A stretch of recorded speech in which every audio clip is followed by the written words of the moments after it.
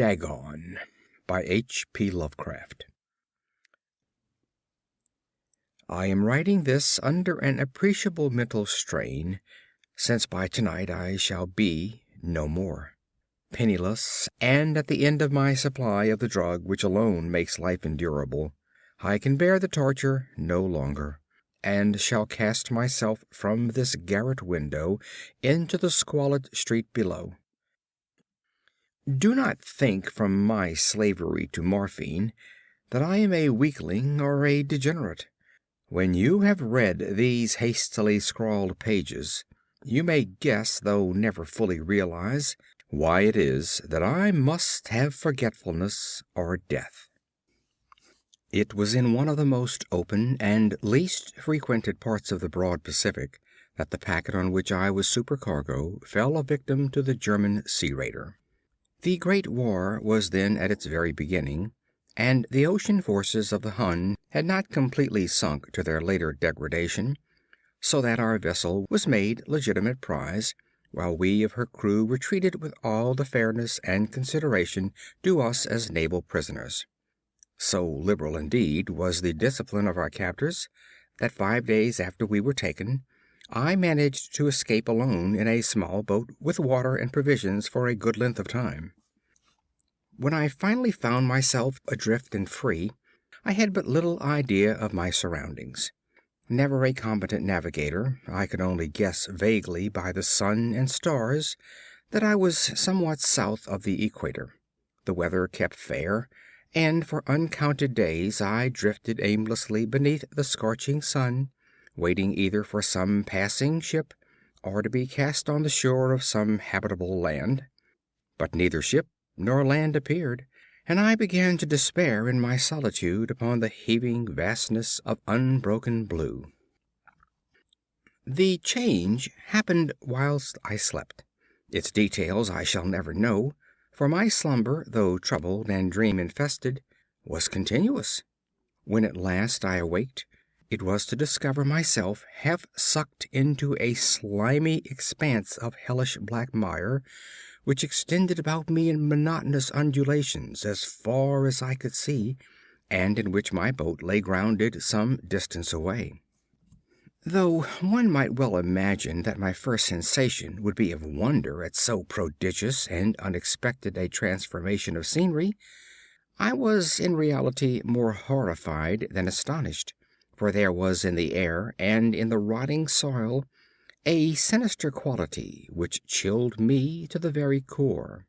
The region was putrid with the carcasses of decaying fish and of other less describable things which I saw protruding from the nasty mud of the unending plain. Perhaps I should not hope to convey in mere words the unutterable hideousness that can dwell in absolute silence and barren immensity. There was nothing within hearing, and nothing in sight, save a vast reach of black slime. Yet the very completeness of the stillness and homogeneity of the landscape oppressed me with a nauseating fear. The sun was blazing down from a sky which seemed to me almost black in its cloudless cruelty, as though reflecting the inky marsh beneath my feet. As I crawled into the stranded boat, I realized that only one theory could explain my position. Through some unprecedented volcanic upheaval, a portion of the ocean floor must have been thrown to the surface, exposing regions which for innumerable millions of years had lain hidden beneath unfathomable watery depths. So great was the extent of the new land which had risen beneath me that I could not detect the faintest noise of the surging ocean, strain my ears as I might. Nor were there any seafowl to prey upon the dead things. For several hours I lay thinking or brooding in the boat, which lay upon its side and afforded a slight shade as the sun moved across the heavens. As the day progressed, the ground lost some of its stickiness and seemed likely to dry sufficiently for traveling purposes in a short time. That night I slept but little, and the next day I made for myself a pack containing food and water, preparatory to an overland journey in search of the vanished sea and possible rescue. On the third morning I found the soil dry enough to walk upon with ease. The odor of the fish was maddening, but I was too much concerned with graver things to mind so slight an evil, and set out boldly for an unknown goal. All day I forged steadily westward, guided by a far-away hummock which rose higher than any other elevation on the rolling desert. That night I encamped, and on the following day still traveled toward the hummock, though that object seemed scarcely nearer than when I had first espied it. By the fourth evening I attained the base of the mound, which turned out to be much higher than it had appeared from a distance, an intervening valley setting it out in sharper relief from the general surface. Too weary to ascend, I slept in the shadow of the hill. I know not why my dreams were so wild that night, but ere the waning and fantastically gibbous moon had risen far above the eastern plain, I was awake in a cold perspiration, determined to sleep no more. Such visions as I had experienced were too much for me to endure again, and in the glow of the moon I saw how unwise I had been to travel by day. Without the glare of the parching sun, my journey would have cost me less energy. Indeed, I now felt quite able to perform the ascent which had deterred me at sunset. Picking up my pack, I started for the crest of the eminence. I have said that the unbroken monotony of the rolling plain was a source of vague horror to me, but I think my horror was greater when I gained the summit of the mound and looked down the other side into an immeasurable pit or canyon whose black recesses the moon had not yet soared high enough to illuminate. I felt myself on the edge of the world, peering over the rim into a fathomless chaos of eternal night. Through my terror ran curious reminiscences of Paradise Lost, and of Satan's hideous climb through the unfashioned realms of darkness. As the moon climbed higher in the sky, I began to see that the slopes of the valley were not quite so perpendicular as I had imagined. Ledges and outcroppings of rock afforded fairly easy footholds for a descent, whilst after a drop of a few hundred feet the declivity became very gradual. Urged on by an impulse which I cannot definitely analyze, I scrambled with difficulty down the rocks and stood on the gentler slope beneath, gazing into the Stygian deeps where no light had yet penetrated. All at once my attention was captured by a vast and singular object on the opposite slope, which rose steeply about 100 yards ahead of me, an object that gleamed whitely in the newly bestowed rays of the ascending moon. That it was merely a gigantic piece of stone I soon assured myself, but I was conscious of a distinct impression that its contour and position were not altogether the work of nature. A closer scrutiny filled me with sensations I cannot express, for despite its enormous magnitude and its position in an abyss which had yawned at the bottom of the sea since the world was young, I perceived beyond a doubt that the strange object was a well-shaped monolith whose massive bulk had known the workmanship and perhaps the worship of living and thinking creatures. Dazed and frightened, yet not without a certain thrill of the scientist's or archaeologist's delight, I examined my surroundings more closely. The moon, now near the zenith, shone weirdly and vividly above the towering steeps that hemmed in the chasm, and revealed the fact that a far-flung body of water flowed at the bottom, winding out of sight in both directions, and almost lapping my feet as I stood on the slope. Across the chasm the wavelets washed the base of the cyclopean monolith, on whose surface I could now trace both inscriptions and crude sculptures. The writing was in a system of hieroglyphics unknown to me, and unlike anything I had ever seen in books, consisting for the most part of conventionalized aquatic symbols such as fishes, eels, octopi, crustaceans, mollusks, whales, and the like. Several characters obviously represented marine things which are unknown to the modern world, but whose decomposing forms I had observed on the ocean-risen plain.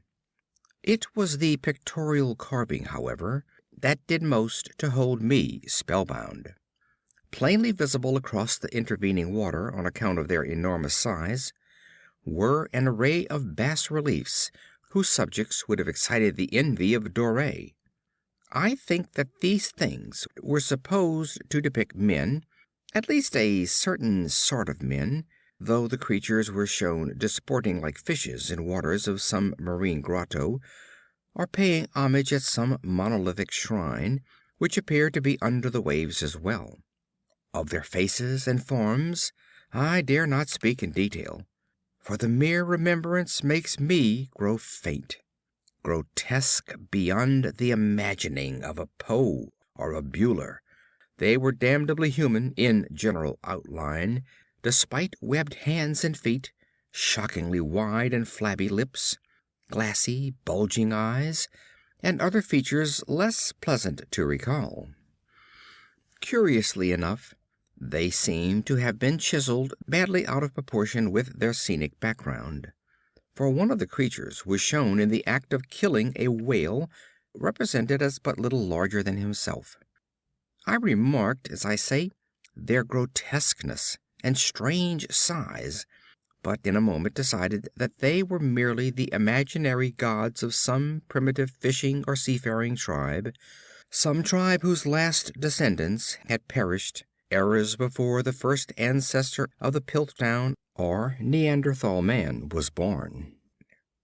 Awestruck at this unexpected glimpse into a past beyond the conception of the most daring anthropologist, I stood musing whilst the moon cast queer reflections on the silent channel before me. Then, suddenly, I saw it. With only a slight churning to mark its rise to the surface, the thing slid into view above the dark waters. Vast, Polyphemus-like, and loathsome, it darted like a stupendous monster of nightmares to the monolith, about which it flung its gigantic scaly arms, the while it bowed its hideous head and gave vent to certain measured sounds. I think I went mad then. Of my frantic ascent of the slope and cliff, and of my delirious journey back to the stranded boat, I remember little. I believe I sang a great deal, and laughed oddly when I was unable to sing. I have indistinct recollections of a great storm some time after I reached the boat. At any rate, I know that I heard peals of thunder and other tones which nature utters only in her wildest moods. When I came out of the shadows, I was in a San Francisco hospital, brought thither by the captain of the American ship which had picked up my boat in mid-ocean. In my delirium I had said much, but found that my words had been given scant attention. Of any land upheaval in the Pacific, my rescuers knew nothing, nor did I deem it necessary to insist upon a thing which I knew they would not believe. Once I sought out a celebrated ethnologist, and amused him with peculiar questions regarding the ancient Philistine legend of Dagon, the fish god, but soon perceiving that he was hopelessly conventional, I did not press my inquiries. It is at night, especially when the moon is gibbous and waning, that I see the thing. I tried morphine, but the drug has given only transient secrece, and has drawn me into its clutches as a hopeless slave. So now I am to end it all, having written a full account for the information or the contemptuous amusement of my fellow men. Often I ask myself if it could not have all been a pure phantasm, a mere freak of fever, as I lay sun-stricken and raving in the open boat after my escape from the German man-of-war. This I ask myself, but ever does there come before me a hideously vivid vision in reply. I cannot think of the deep sea without shuddering at the nameless things that may at this very moment be crawling and floundering on its slimy bed, worshipping their ancient stone idols, and carving their own detestable likenesses on submarine obelisks of water-soaked granite. I dream of a day when they may rise above the billows, to drag down in their reeking talons the remnants of puny, war-exhausted mankind; of a day when the land shall sink, and the dark ocean floor shall ascend amid universal pandemonium. The end is near. I hear a noise at the door, as of some immense slippery body lumbering against it. It shall not find me. God! That hand! The window! The window! End of Dagon.